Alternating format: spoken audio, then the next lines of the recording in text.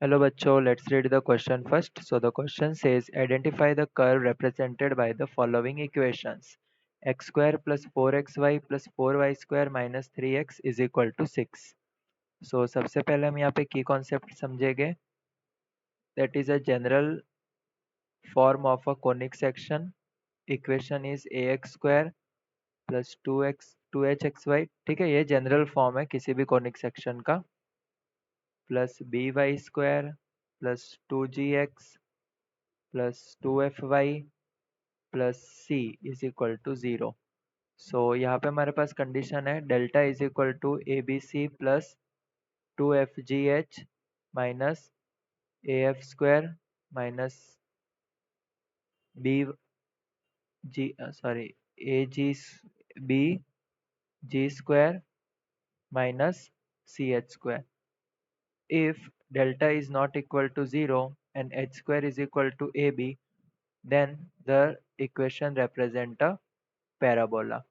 If h square is less than ab, then the equation represents an ellipse.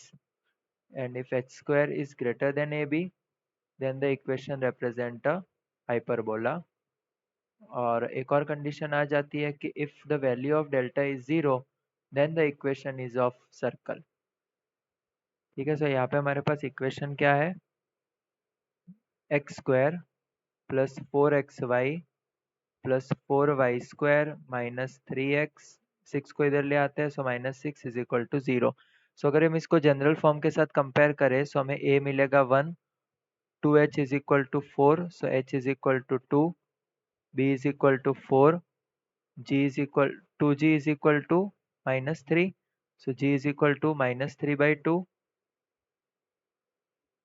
2f is equal to 0, so f is equal to 0, and c is equal to minus 6. सबसे पहले हमें find करना है value of delta. That is a into b into c plus 2fgh minus af square minus bg square minus ch square. So value of a b c. So a हमारे पास 1, b है 4 और c है -6. So b है 4, c है -6. 2 f की value तो 0 है, तो पूरी टर्म 0 हो जाएगी और ये वाली टर्म भी 0 हो जाएगी.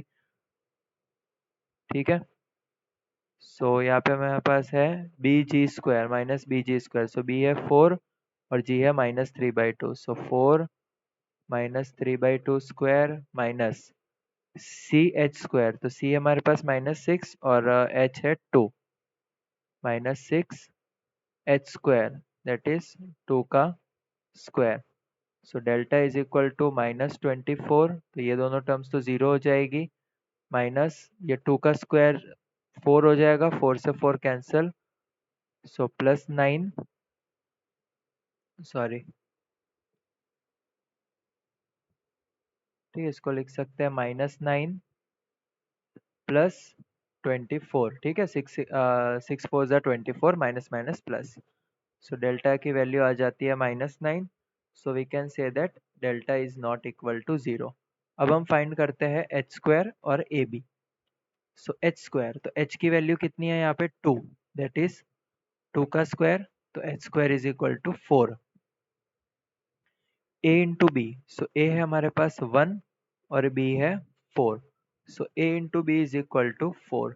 सो हम देख सकते हैं कि H square is equal to A B, therefore it is a parabola.